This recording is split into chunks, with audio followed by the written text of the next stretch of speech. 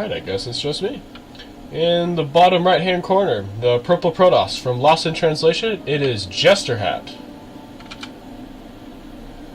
And in the top left corner, our green Zerg from BornGosu, it is Desperoth.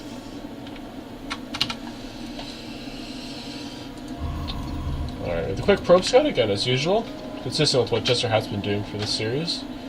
And looks like we're going to be probably seeing a hatch first out of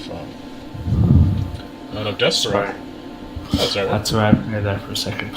Yeah, so far, pretty standard game. We are going to be getting that hatch first out of Desperoth. Looks like we're going to get some. Let's see if Jesterhat maybe wants to place a pylon, try and stop this. Looks like Desperoth's just going to go to the third. Just ignore his natural altogether. Do you think he waited? Do you think he gave up a little too soon on that? Try and get his natural? I think he might have done. I think he might. I'm not sure if Jesterhat would have really pushed with the block there, but I suppose just to combat that annoyance, he just decided to go straight for that third. Excellent. I mean, you don't really want to delay that hatch rate for too long, but I agree. Maybe pushing a little bit against Jester would have been nice, but it works out. He does get that hatch down. Will help him push his creep spread out to the southwest quicker. Gas saturation is going, so we're probably going to be getting some quick speed from our Zerg player. And the Nexus does go down for Jester, along with the Cybernetics core. Get his tech going.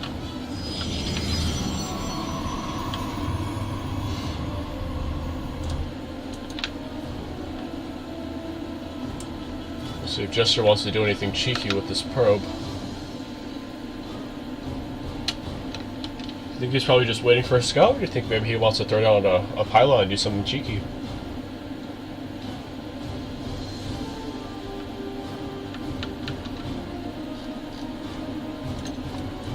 Alright, well I guess Feniks has left again temporarily.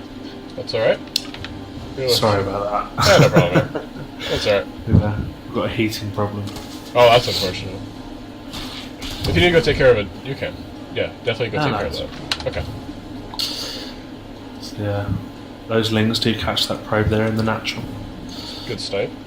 And we are going to be getting that third expansion in the natural of Desperoth pretty quickly. Meanwhile, Desperoth is watching for the potential third base for Jesterhat. He's sending some lings around to potentially get a cancel on that if Jester does attempt to go and take that.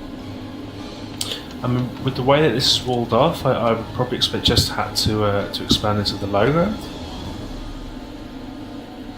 Potentially. We do have that full wall off there with the Z on the left.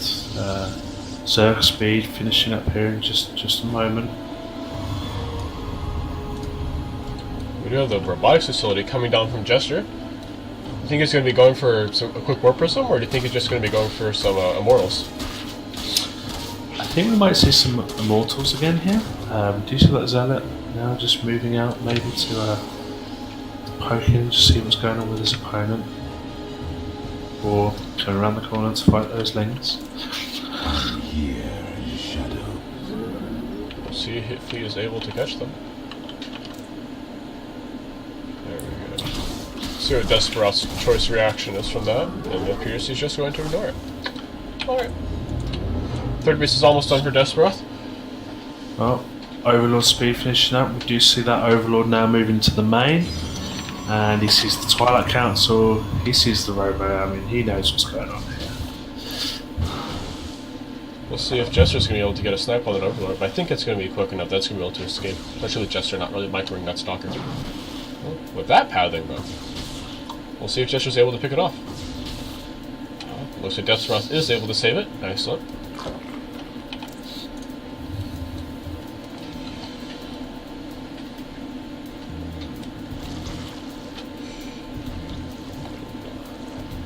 So far, we got a pretty standard game so far. Very macro-oriented from our Zerg player. Cross just looking to get some more structures. We do have 3 gateways coming down, so we may be able to see some aggression. Potentially a warp prism. Oh, nope, it's going to be an observer afterwards. So we do have charge on the way though, however. Yeah, so definitely going to be a charge Archon kind of build. Push. I expect we're going to be seeing the Templar Archives coming down relatively soon. Third base does come down low ground. Excellent prediction, Feniks. The Zealot's just going to keep in watch, not really caring about any of these links, but it's a mutual relationship. They're both friends.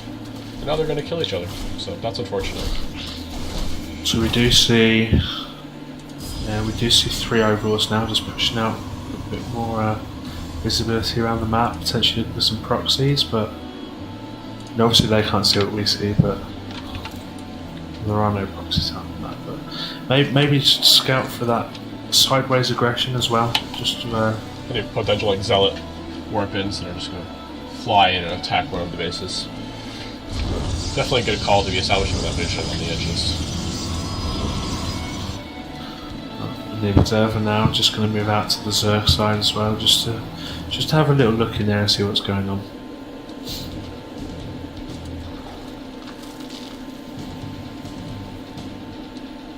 Charge finishing up in a few moments. Could we see a push out here from Jesterhat? I'd definitely like to see a large warp-in of Zealots and potentially some aggression. Let's see. Both armor sizes are relatively equal value. We do see another Immortal on the way now. No Warp Prism yet, and there we go. Again, good prediction from yourself. We do see the Templar Archives. Definitely going to be a charge the Immortal Archon-based unit composition, which is definitely going to fare very well against what we have going on from our Zerg player. And bailing down. Bailing speed nearly finished. +1. +1 range on the way here. The +1 armor nearly finished up. We'll have to see what tier 2 tech our Zerg player decides to go for. I mean, being that you scouted the robots, I'd love to see maybe some Muta play, maybe a quick Spire. Yes. I think that'll also be pretty nice. Be able to take out those Immortals. Just gotta worry about those Archons, but if you get good Banelings, then you can definitely take out those Archons. Mutas would be really It is the Hydra Hydralisk Den come here at the back, yeah. And some more gateways going down for the Protoss player. A lot of drones coming out from our Zerg player. Storm now on the way for Jesterhat. Maybe he's going to be looking to mix it up with some High Templars in addition to the Archons. And a Dark Shrine. Interesting. What do you think of this? Well, we've got Dark Shrine, we've got Blink, we've got Double Forge, we've got Storm. Luckily, we do have spores at all the bases, and an Overseer is being morphed at the third location, so... I'm not sure if he needs the Dark Shrine here, with the Templar Archives and the Storm already on the way. But... no, maybe there's some damage he could get done here with some DTs. There are spores at every base, so if it is kind of an aggression-based thing to try and hash the worker lines, it would be able to get picked up, and there are Overseers with the army, so I think it's really good for Desperoth. I think he's in a good position if Jesterhat does decide to mix in some Dark Templars, or just the Dark Templars into his army. I think he's in a good place.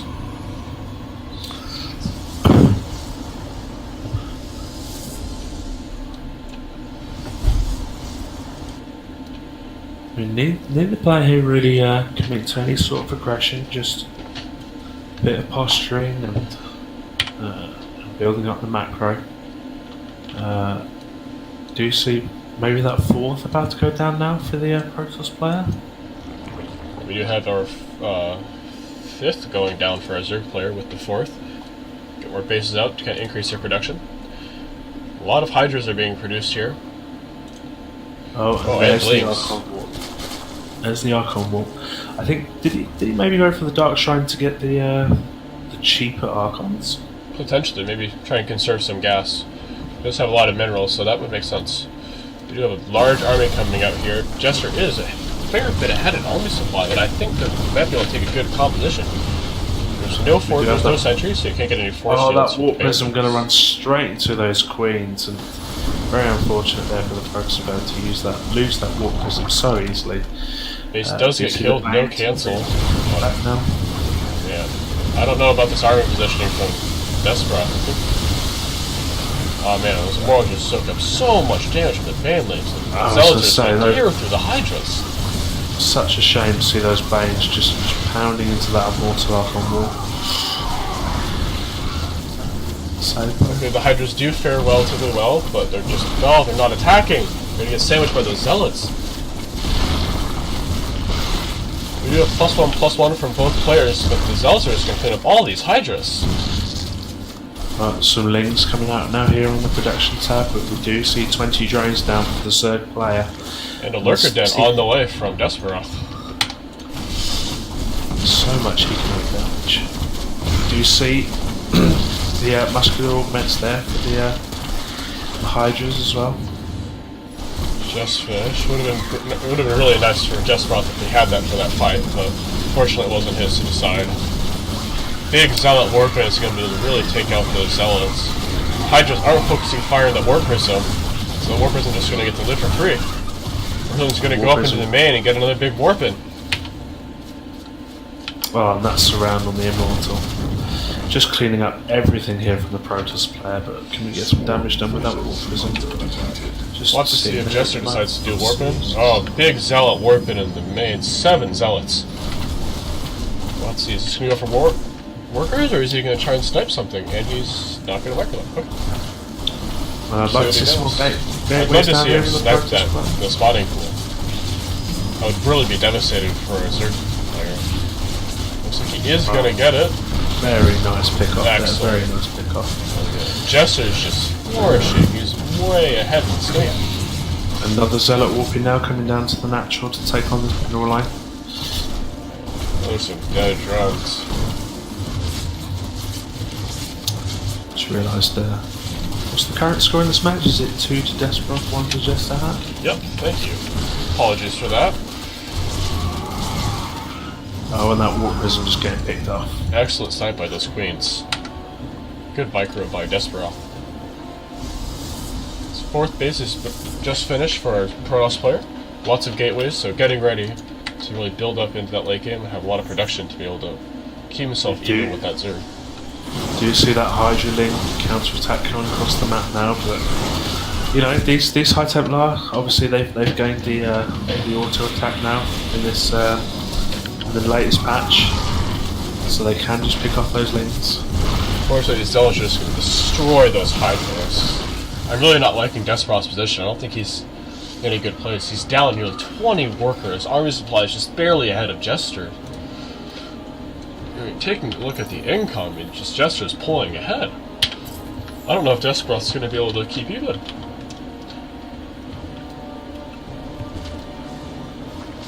Luckily, his injects are pretty good, so he's going to be able to keep his production going as well as he can. But definitely, I think taking a base over here definitely is going to help him keep his production going. But I mean, you're absolutely right. This is not a good place for the Zerg player. 67 against 55 workers. So much more economy for the Protoss player, and Look at the supply. This is not 3 a more good Archons place. coming in. And I think if he just walked across the map now, he would just stomp this Zerg player. This is not going to go well for Desperoth. Okay, he does have that crit spread and a bit of Overlord vision, so a little bit of warning, but I just don't think he has the units. There's absolutely 0 links to take the damage from those Hydras. No Banelings to kind of cascade into that army. Pulling back with those Hydralisks, he doesn't really want to take that engagement. I don't think he's going to be able to win. I think he's just going to get sandwiched. Look, there is a texture of those Dark Templars just doing so much damage that Hatchet just melts instantly.